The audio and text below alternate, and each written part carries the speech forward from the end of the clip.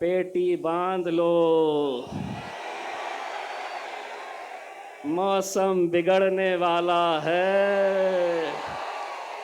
मैंने कहा कौन आने वाला है, तो बोले योगी आने वाला है।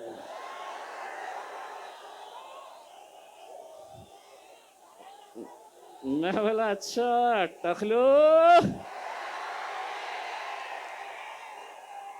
टकलो यहां पर भी। लेकिन एक बात याद रखना टकलो, भाषण के बाद कटकट गेट में आके नान खलिया खा के जरूर जाना मेरे भाई, बहुत मजा आएगा। और योगी पे क्यों खत्म, लाओ जिसको लाना है। इतनी एक बात गारंटी के साथ कहता हूं, वो पैगाम था बनकर तूफान, बगावत का सैलाब आएगा, अगर जुल्म हद से बढ़ेगा तो इनकलाब आएगा। नरेंद्र मोदी बाजार में कुत्ते और बिल्लियों के बच्चे बिकते हैं, शेर के बच्चे बाजारों में बिकते नहीं हैं। ये बाजारों में खरीदे नहीं जा सकते हैं। लोग समझते थे कि वो बोलेगा और हम सुन लेंगे, वो कोई और होंगे सुनने वाले। इम्तियाज जलील नहीं सुनेगा, तुम्हारे बाप से आंख में आंख डालकर टक्कर लेगा। एक आवाज हमने क्या लगाई, अल्हम्दुलिल्लाह पूरा हिंदुस्तान,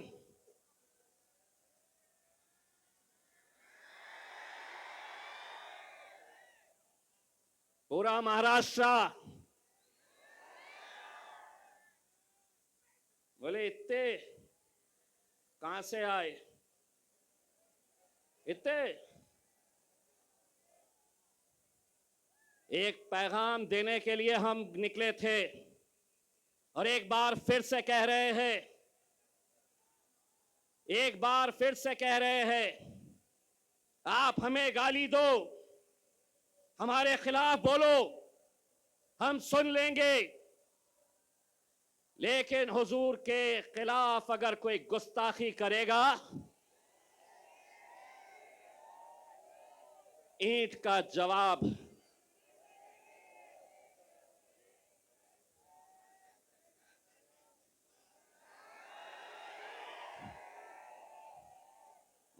पुलिस वाले देख रहे मेरी तरफ, बोलता क्या पत्थर, पत्थर बोलता क्या, पत्थर बोला कि केस होता मेरे ऊपर। तो मैंने भी क्या बोला, ईंट का जवाब। जिसको समझना था वो समझ गया। हुकूमत को हम एक पैगाम देने के लिए गए थे मेरे भाई। ये लोगों ने शायद मेरा डायलॉग सुना नहीं है। ये अकेले किसके नाम पे आए हैं मालूम है?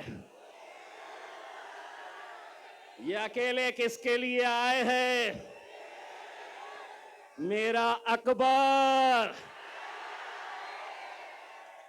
10 साल का इंतजार खत्म होने वाला है।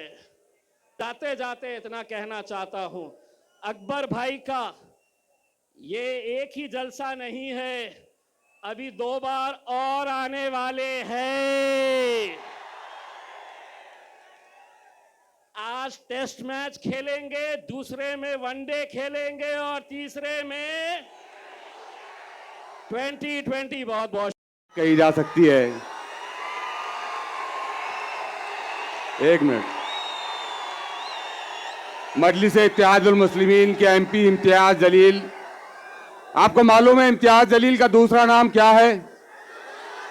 नहीं, इम्तियाज जलील का दूसरा नाम किस्मत है। किस्मत कि किस्मत हमेशा इन पर मेहरबान रही है। मैं बड़ी अदब व एहतराम के साथ इम्तियाज जलील साहब को दावत देना चाहता हूं। अस्सलाम वालेकुम वरहमतुल्लाहि वबरकातुहू। हबीब मिल्लत जनाब अकबरुद्दीन अवैसी साहब, मैं अकबर भाई जब मेरे बाजू आकर बैठे तो मैंने अकबर साहब को बताया कि अकबर साहब, ये इतने सारे आपके चाहने वाले हैं, लेकिन इनसे ज़्यादा चाहने वाले ये जो स्टेज के ऊपर खड़े हुए हैं ये लोग हैं। कल महाराष्ट्र के अंदर आंधी आ जाए, तूफान आ जाए, कुछ भी आ जाए, खबर में तो मेरा अकबर ही रहने वाला है। बहुत दिनों से इंतज़ार था तुम्हें कि कब आएंगे, ये लोग आ गए। अकबर अवैसी साहब, ये चिराग को देखकर मचल रही है हवा। मेरे शहर में कुछ दिनों से बहुत तेज चल रही है हवा।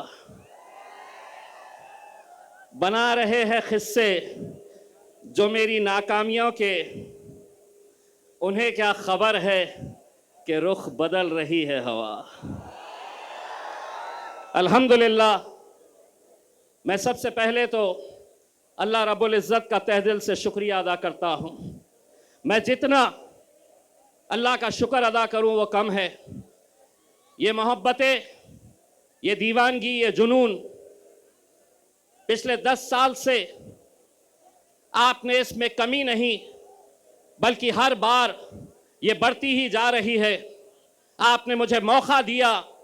बैरिस्टर असदुद्दीन अवैसी साहब, अकबरुद्दीन अवैसी साहब ने मुझ पर एतमाद जताया।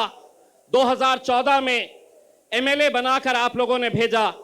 2019 के अंदर जब सारी दुनिया कहती थी कि एमपी बनना आसान नहीं है, लेकिन मेरे ये गयूर मुसलमानों ने, दलितों ने, पिछड़ों ने एक आवाज़ लगाई और अल्हम्दुलिल्लाह आपने पार्लियामेंट के अंदर मुझे भेजा।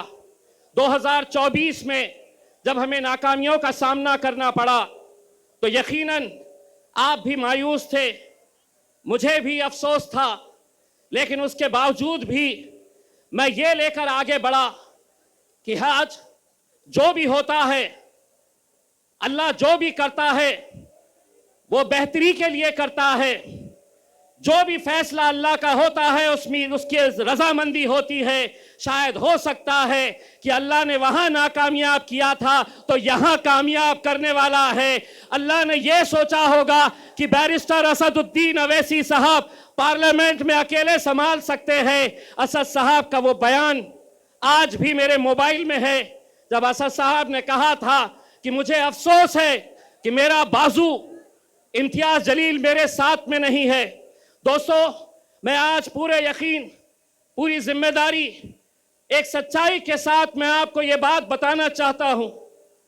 लोकसभा का इलेक्शन हारने के बाद मैंने असद साहब से कहा था कि असद साहब, मैं 10 साल ये आवाम ने मुझे अपने दिल में बसा कर रखी है, अपने कंधे पर बिठाकर मुझे 10 साल रखी है, अब किसी और को मौका देंगे।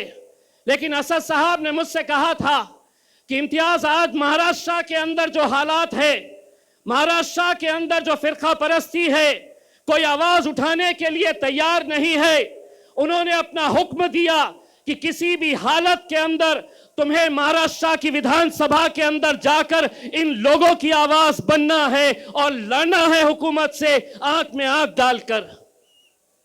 मेरे कायद का हुक्म सर आंखों पर, लेकिन आप वो साजिशों को भी समझिए कि जो आज एक उम्मीदवार को मजलिस को खत्म करने के लिए कैसे कैसे हथकंडे अपनाए जा रहे हैं, क्या साजिशें खेली जा रही है। नासिर सिद्दीकी साहब, जब उनके खिलाफ 2 उम्मीदवार खड़े हुए, राजनीतिक तौर के ऊपर कट्टर दुश्मन, वो एक हो गए, एक प्लेटफॉर्म के ऊपर आ गए और उन्होंने कहा कि अगर हम दोनों लड़ते रहे तो ये जीत जाएगा, मजलिस जीत जाएगी। वो जो इतने इतने हिस्सों में बटे हुए हैं, वो एक हो रहे हैं, जिसका एक अल्लाह, जिसका एक रसूल। हम कैसे बट रहे हैं, हम क्यों बट रहे हैं? कौन बांट रहा है हमें? 28 उम्मीदवार, 28 उम्मीदवार पूरे महाराष्ट्र के अंदर सबसे ज्यादा मुसलमान उम्मीदवार अगर खड़े किए गए तो वो औरंगाबाद की पूर्व सीट से, जहां मजलिस इत्तेहादुल मुस्लिमीन ने मुझे खड़ा किया है, 28 खड़े नहीं हुए, खड़ा किया गया है।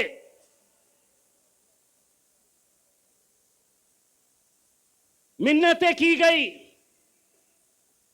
उन्हें समझाने की कि आज हालात क्या है। गाजापुर में हमारे घरों में घुसकर मारा गया, कोई आवाज नहीं, हमने आवाज उठाई। लोकसभा में वक्फ बोर्ड का बिल आया, जिन मुसलमानों ने 2-2 घंटे खड़े रहकर जिन्हें जिताया, वो लोकसभा से बाहर निकल गए। विधान परिषद महाराष्ट्र का पहली मर्तबा 40 सालों में एक भी मुस्लिम एमएलसी, एक भी मुस्लिम विधान परिषद के अंदर नहीं भेजा गया। रामगिरी जब हमारे हुजूर के खिलाफ, नबी करीम सल्लल्लाहु अलैहि वसल्लम के खिलाफ गुस्ताखी करता है, कोई नहीं, कोई नहीं, कोई नहीं आगे आया। अरे हमारा वजूद, हमारी पहचान, हमारी शिनाख्त, हमारी जिंदगी जिसके लिए कुर्बान है, उसके खिलाफ गुस्ताखी हो रही है, तो भी हम अपनी नफरत की राजनीति में बटे हुए हैं। लोग समझते थे कि वो बोलेगा और हम सुन लेंगे, वो कोई और होंगे सुनने वाले। इम्तियाज जलील नहीं सुनेगा, तुम्हारे बाप से आंख में आंख डालकर टक्कर लेगा। एक आवाज हमने क्या लगाई, अल्हम्दुलिल्लाह पूरा हिंदुस्तान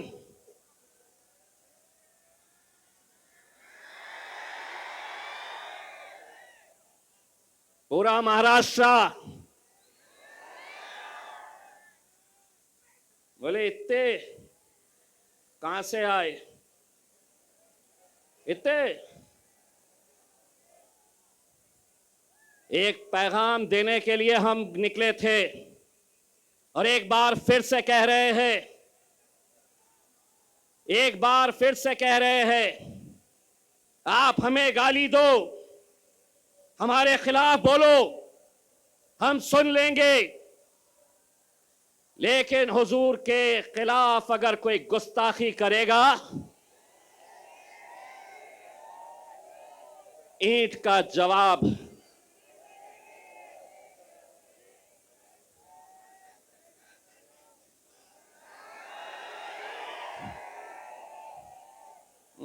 पुलिस वाले देख रहे मेरी तरफ, बोलता क्या पत्थर, पत्थर बोलता क्या, पत्थर बोला कि केस होता मेरे ऊपर। तो मैंने भी क्या बोला, ईंट का जवाब। जिसको समझना था वो समझ गया। हुकूमत को हम एक पैगाम देने के लिए गए थे मेरे भाई। वो पैगाम था, बनकर तूफान, बगावत का सैलाब आएगा, अगर जुल्म हद से बढ़ेगा तो इनक़िलाब आएगा। मेरे भाई, इस इलेक्शन के अंदर मुझे तो ऐसा लग रहा है कि जितने मुसलमान उम्मीदवार खड़े हुए हैं, उनकी लड़ाई भाजपा से नहीं है, उनकी लड़ाई शिवसेना से नहीं है। जहां 4 लोग जमा हो गए, वहां बस इम्तियाज जलील, सिर्फ इसी का चर्चा, लेकिन हमारा मुकाबला भारतीय जनता पार्टी से है। कितने पैसे बांटेगा अतुल सावे, कितने बांटेगा? बांट बांट के मुझे दोस्तों, आपको लग रहा होगा कि 28 में से 3 लोगों के फॉर्म रिजेक्ट हो गए, 10 लोग वापस हो गए। लेकिन कौन है ये वो 10 लोग? मैं नाम के साथ बताता हूं। समद बागवान इलेक्शन में क्यों खड़ा है? बोले मार्केट यार्ड में मैं फोन करता हूं तो कचरे की गाड़ी आती है, इसलिए मुझे एमएलए बनना है। मैं ऐसे लोगों को आपके सामने लाना इसलिए चाहता हूं कि कल 3 बजे तक जब वापस लेने का फॉर्म वापस लेने का वक्त था, मेरे लोग जा जाकर गिड़गिड़ा रहे थे। जानते हैं उस शख्स ने क्या जवाब दिया? अगर 5 लाख रुपए देंगे तो बैठता हूं, नहीं तो जल्दी बोलो, भाजपा वाले मुझे फोन कर रहे हैं इससे ज्यादा देने के लिए। ये दौर में हम आ गए हैं कि जहां कौम के 10-15 लोग पूरे लाखों लोगों की दलाली करने के लिए निकले हुए हैं। हर इलेक्शन के अंदर इलेक्शन को धंधा बना दिया गया है। बार बार 18 उम्मीदवार। मैं तो सलाम करता हूं एसडीपीआई के मेरे भाई कलीम को, जिसने खुद से कहा कि मैं बैठूंगा आपके लिए, कौम के लिए। कहां है? हाथ बताइए। मैं सलाम करता हूं ऐसे नौजवानों का।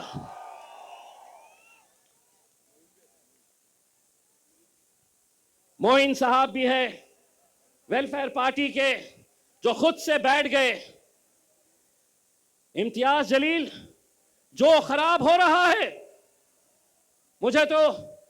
मैं तो पत्थर हो गया हूं। जहां पर भी आईना फूटता है, इल्जाम मेरे को आ जाता है। इम्तियाज जलील वहां इतने सीट क्यों खड़े करा, यहां इतने कम क्यों खड़े करा? 288 सीटें हैं महाराष्ट्र के अंदर।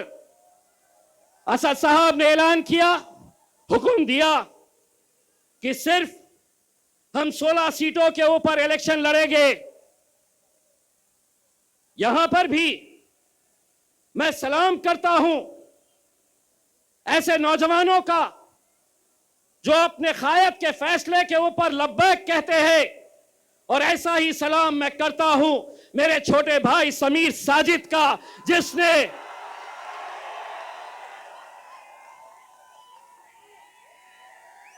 हां, समीर साजिद भी नाराज हुआ, उसे भी थोड़ा गुस्सा आया। जानते हैं, जिस दिन असद साहब का फैसला आया, उसके दूसरे ही दिन शहर के जितने भी मजलिसी मुखालिफीन हैं, उन्होंने समीर को फोन किया और कहा कि अब तू हमारे साथ आ जा, हम दिखाएंगे मजलिस को, हम बताएंगे असद साहब को, अकबर साहब को और इम्तियाज जलील को। लेकिन ये नौजवान लड़के ने कहा कि मैं पहले भी मजलिस में था, आज भी मजलिस में हूं और कल भी मजलिस में रहूंगा। समीर भाई, तुम्हारी कुर्बानी मजलिस भूलेगी नहीं। इलेक्शन जिस दिन खत्म होगा, इंशाल्लाह दूसरे ही दिन तुम्हें महाराष्ट्र की एक बड़ी जिम्मेदारी दी जाएगी इंशाल्लाह। मेरे भाइयों, कुछ उम्मीदवार आप देख रहे होंगे, टिकट नहीं दिए।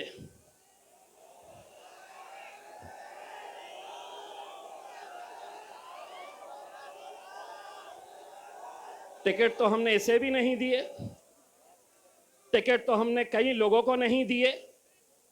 लेकिन क्या इसका मतलब यह है कि तुम इतने बड़े हो गए हो कि तुम अब मेरे कायद बैरिस्टर असदुद्दीन अवैसी और अकबरुद्दीन अवैसी के खिलाफ तुम महफिलें सजा रहे हो? तुम्हारी जबान खुलने से पहले यह सोच लिया करो कि इतने साल तक तुम्हारा हमारा एक रिश्ता था, अचानक एक ही दिन के अंदर टिकट नहीं तो इम्तियाज जलील बदमाश, असदुद्दीन अवैसी इनके लिए काम करते हैं, उनके लिए काम करते हैं। इंशाअल्लाह औरंगाबाद की आवाम बताएगी, जो मजलिस के खिलाफ जाएगा अपनी जमानत भी बचा कर लेकर आ गया तो बहुत बड़ी बात समझ लेना। ये वो शहर है जिसने हिंदुस्तान को इत्तेहाद क्या होता है ये बताया। हिंदुस्तान के बाहर भी लोग औरंगाबाद की एक पहचान इत्तेहाद के नाम से जानते हैं मेरे भाइयों। और आज उसी इत्तेहाद को खत्म करने की कोशिश की जा रही है। पैसा भारतीय जनता पार्टी दे रही है। पैसा नासिर के खिलाफ एकनाथ शिंदे की तरफ से आ रहा है कि इनको खरीदो, इनके वोटों को तकसीम करो, इनको बांटो। ये लोगों ने शायद मेरा डायलॉग सुना नहीं है। देवेंद्र फडणवीस, एकनाथ शिंदे, नरेंद्र मोदी बाजार में कुत्ते और बिल्लियों के बच्चे बिकते हैं, शेर के बच्चे बाजारों में बिकते नहीं हैं। ये बाजारों में खरीदे नहीं जा सकते हैं। आज मीडिया वाले ने आकर कहा, आपको पता है औरंगाबाद की ये सीट भारतीय जनता पार्टी के लिए बहुत मायने रखती है और आपको हराने के लिए बड़े बड़े नेता आने वाले हैं। मैंने कहा कौन आने वाला है? तो बोले योगी आने वाला है।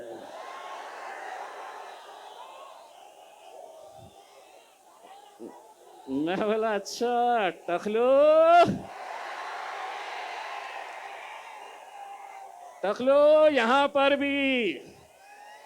लेकिन एक बात याद रखना टखलो, भाषण के बाद कटकट गेट में आके नान खलिया खा के जरूर जाना मेरे भाई, बहुत मजा आएगा। और योगी पे क्यों खत्म, लाओ जिसको लाना है। इतनी एक बात गारंटी के साथ कहता हूं, जहां तक नजर जा रही है देवेंद्र फडणवीस, एकनाथ शिंदे, अजीत पवार, शरद पवार, उद्धव ठाकरे, नाना पटोले, पूरे के पूरे आ जाओ, इतने जमा करके दिखाओ। ये अकेले किसके नाम पे आए हैं मालूम है? ये अकेले किसके लिए आए हैं? मेरा अकबर। 10 साल का इंतजार खत्म होने वाला है। पेटी बांध लो, मौसम बिगड़ने वाला है। मैं अब आपसे इजाजत लेता हूं और यही उम्मीद करता हूं कि 20 तारीख के दिन आप सबको निकलना है, मजलिस को कामयाब करना है। और हाँ, जाते जाते इतना कहना चाहता हूं, अकबर भाई का ये एक ही जलसा नहीं है, अभी 2 बार और आने वाले हैं। आज टेस्ट मैच खेलेंगे, दूसरे में वनडे खेलेंगे और तीसरे में 2020। बहुत बहुत शुक्रिया। वाखिर हिस्से के पहले